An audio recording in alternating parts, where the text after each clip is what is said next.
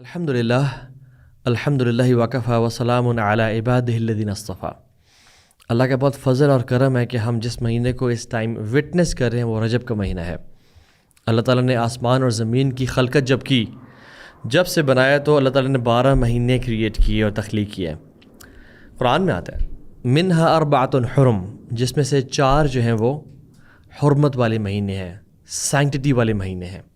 قرآن میں تو ان کے نام نہیں آئے، بٹ صحیح بخاری میں اور کچھ اور احادیث میں ان کے نام بھی آئے ہیں۔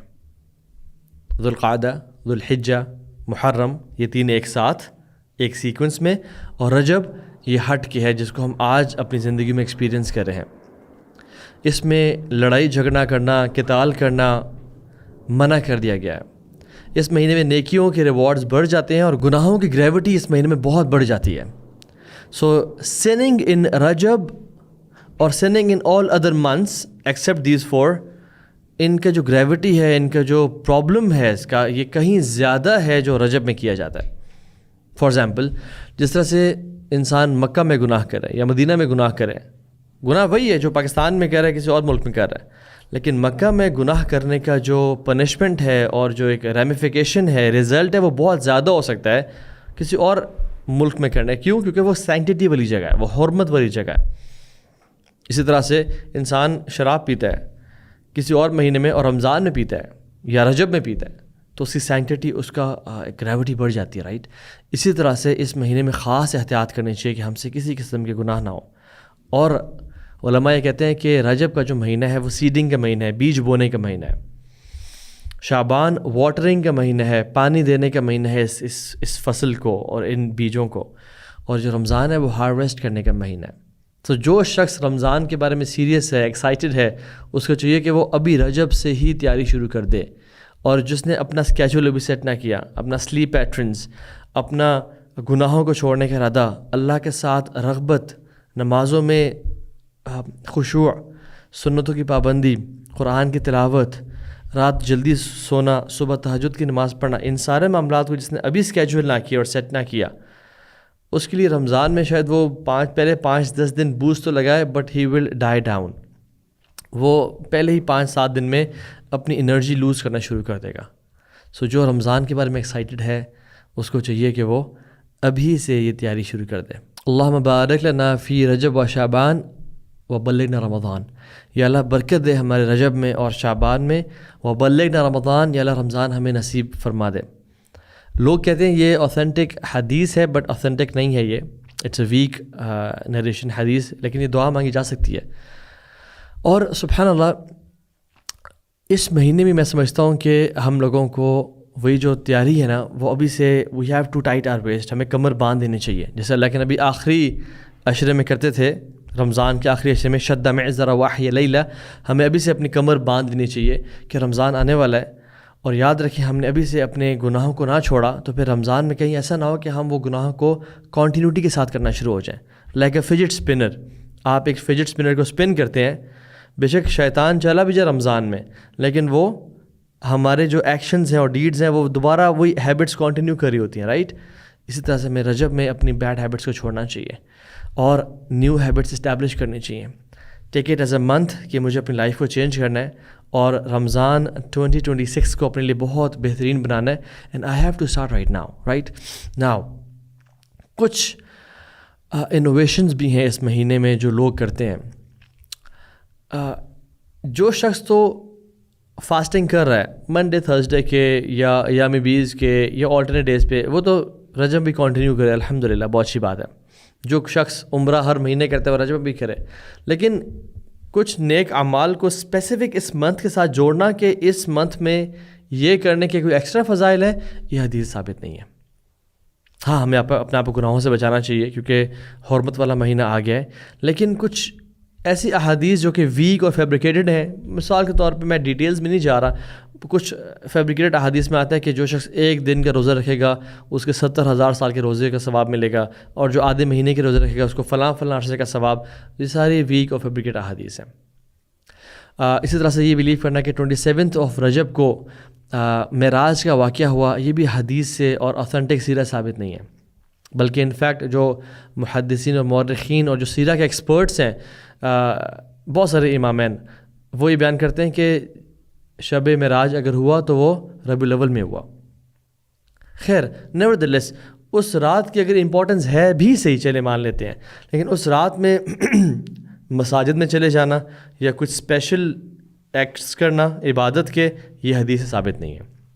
اسی طرح سے اسپیشل دنوں کے روزے رکھنا کہ میں ان دنوں میں روزے رکھوں گا تو باقی دنوں سے زیادہ یعنی کوئی حدیث میں ثابت ہے کہ فلاں فلاں روزے رکھنے کا ثواب ہے، وہ بھی چیز نہیں ہے. کچھ لوگوں کے نزدیک رجب میں عمرے کرنے کا ثواب زیادہ ہے باقی مہینوں میں کرنے سے، سم ویک نریشنز کی وجہ سے، وہ بھی ٹھیک نہیں ہے. بہت ساری پاکستان انڈیا میں بدعات ہیں صلاۃ الرغائب کے نام سے کہ رجب کی پہلی رات کو فلاں فلاں جو شخص پڑھتا ہے، یہ بھی ثابت نہیں ہے. تو وہ کام کریں جس پہ اللہ کے نبی کی مہر ہے.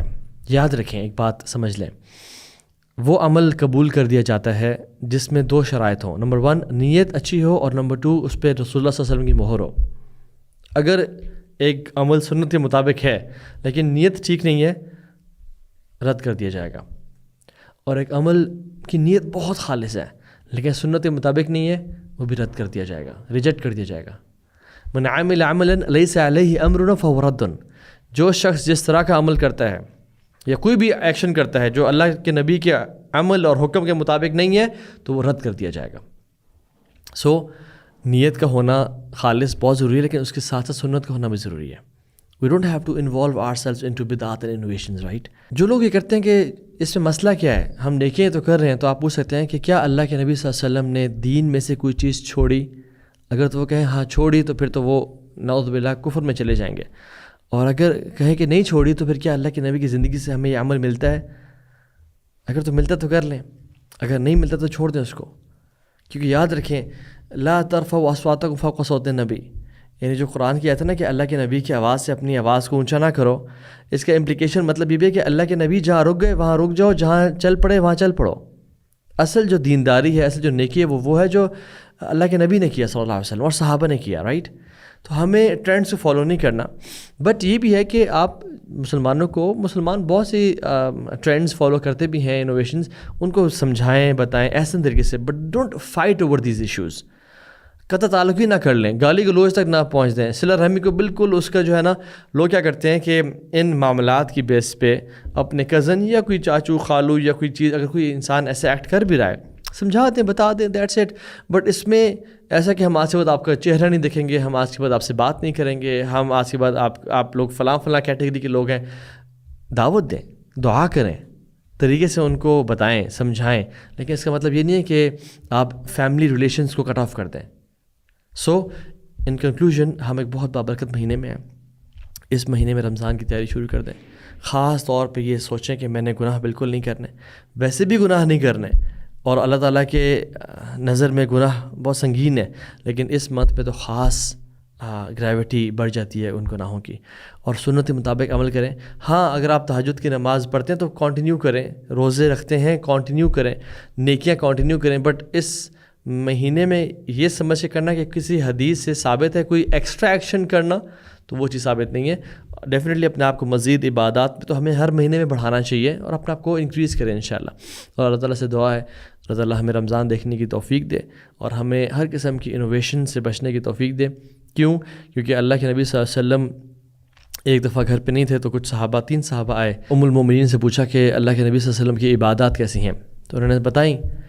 تو ان صحابہ نے کہا کہ اللہ کے نبی کے تو اگلے پچھلے گناہ معاف ہیں صلی اللہ علیہ وسلم، آپ کے تو اگلے پچھلے گناہ معاف ہیں، آپ تو کمانڈنٹ بھی ہیں، ہسبینڈ بھی ہیں، بہت سارے معاملات ہیں، تو ہم ذرا آگے بڑھ کے کچھ کرتے ہیں. تو ایک صحابی نے کہا میں کبھی شادی نہیں کروں گا اور میں اللہ تعالیٰ کے دین کے لیے اپنے آپ کو وقف کر دوں گا. ایک نے کہا کہ میں آج کے بعد کبھی روزہ افطار ہی نہیں کروں گا، یعنی میں روزانہ روزے رکھوں گا، right, every single day I will fast. تیسرے نے کہا کہ میں رات کو پھر آرام ہی نہیں کیا کروں گا اور میں ساری رات تہجد پڑھا کروں گا، کیونکہ ڈیفینیٹلی ہمیں آگے بڑھ چڑھے کرنا چاہیے. تو رسول اللہ صلی اللہ علیہ وسلم نے خطبہ کال کیا اور بڑے غصہ ہوئے اور کہا کہ یعنی جو جس تھا وہ یہ تھا کہ میری سنت میں ہی نجات ہے، میں سوتا بھی ہوں، میں تہجد ہی پڑھتا ہوں، میں نے شادیاں بھی کی ہوئی ہیں، میں روزے رکھتا بھی ہوں اور افطار بھی کرتا ہوں. تو اصل چیز ہے کہ من عمل عملا لیس علیہ امرنا فہو رد. جو اللہ کے نبی کی لائف سٹائل کے مطابق چیز نہ بھی وہ رد کر دی جائے گی. اللہ تعالیٰ سے دعا ہے کہ اللہ تعالیٰ ہمیں رمضان دکھائے، ہمارے گناہوں کو معاف فرمائے، ہمیں توفیق دے، اور یاد رکھیں اللہ سے توفیق کا سوال کیا کریں کثرت سے، یا اللہ ہمیں توفیق دے، نیکیوں کی توفیق دے۔ اللہم انی اسألک فعل الخیرات و ترک المنکرات و حب المساکین ان تغفر لی و ترحمنی۔ یا اللہ نیکیوں کی توفیق دے اور گناہوں سے بچنے کی توفیق دے، اور مساکین سے محبت ہمارے دلوں میں ڈال دے، تاکہ تو ہمیں رحم فرمائے اور ہمیں ہماری مغفرت فرمائے۔ اور جب تو ارادہ کرے کسی قوم کو فتنے میں ڈالنے کا، تو ہمیں اس فتنے سے اٹھا لینا یا رب۔ اسألک حبک و حب من یحبک و حب عمل یقربنا الی حبک۔ یا اللہ ہم تیرے سے تیری محبت کا سوال کرتے ہیں، ان کی محبت کا سوال کرتے ہیں جو تیرے سے قریب ہیں، اور ایسے اعمال کی محبت کا سوال کرتے ہیں جو تیرے دیدار کا باعث بنے۔ اور اللہ تعالیٰ سے دعا ہے کہ اللہ تعالیٰ ہم سب کو اپنا چہرے کا دیدار نصیب فرمائے، اور ہم سب گناہوں کو معاف کر کے ہمیں اعلیٰ علیین میں جگہ نصیب فرمائے، اور ہمیں معاف فرما دے۔ بارک اللہ فیکم۔ السلام علیکم ورحمۃ اللہ وبرکاتہ۔